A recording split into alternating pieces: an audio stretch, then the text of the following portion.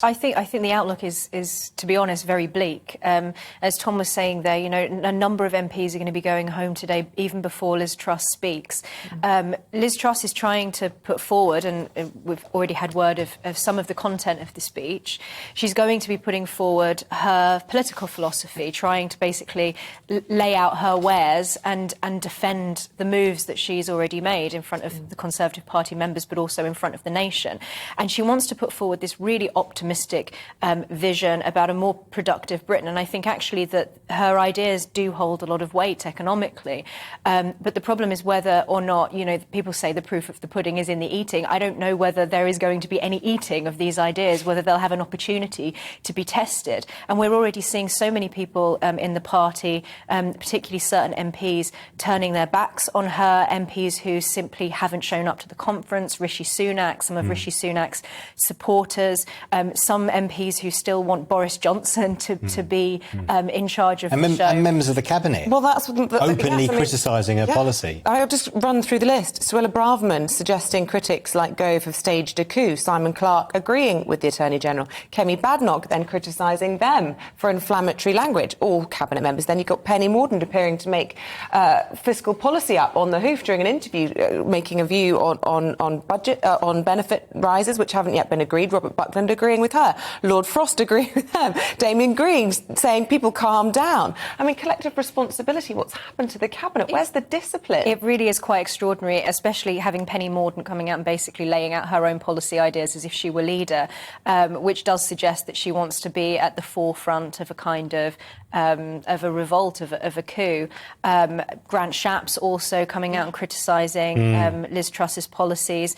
Basically, the government has lost control of the cabinet, and it doesn't look good. The optics of everything that has happened over the last week, with the announcements of tax cuts and the way that the markets basically fell apart into chaos, though those have now recovered, it suggests that Kwasi Kwarteng, and I think there's some fairness in him saying that basically the government had 4 days because of the mourning period to get themselves together before this announcement. So frankly, I just want to reference this, and it's one of the headlines in the Star, and we didn't get to it in the pay-per-view. Perhaps we will in the next one. This was the suggestion yesterday from the Chancellor. Kwasi, it's all the Queen's fault. It's all the Queen's fault, which obviously, they were saying that they were under a huge amount of pressure in the wake of the death of the Queen to come up with their plans.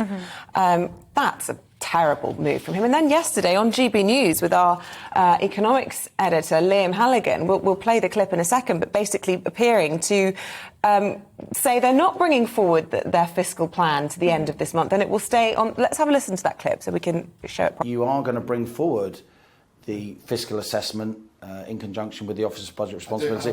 You said in your speech yesterday that will happen shortly. Is shortly before the 23rd? So shortly is the 23rd. I mean, people reading the runes and parsing. So it is going to be the 23rd of November. You're not bringing that fiscal plan forward. It's going to be the 23rd of November. Okay. Emma, it was the 23rd. Then there were briefings. It was going to be shortly. Then he says it is the 23rd. But then we're hearing that actually it in stone is still the 23rd because they haven't got a new date.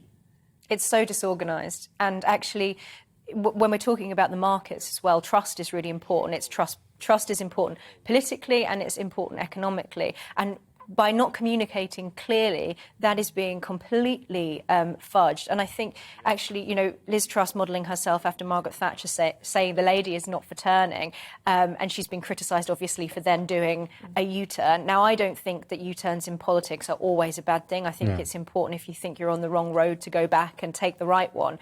But I think just in terms of optics, Liz Truss has been very adamant, and as has Kwasi Kwarteng, that they don't mind being unpopular, that they know what is best for the country, and they're going to go ahead with that, even if it doesn't play well. But the issue is that ultimately she's still the head of a party. She still needs to have political consensus. She needs to have the country and the parliamentary party behind her.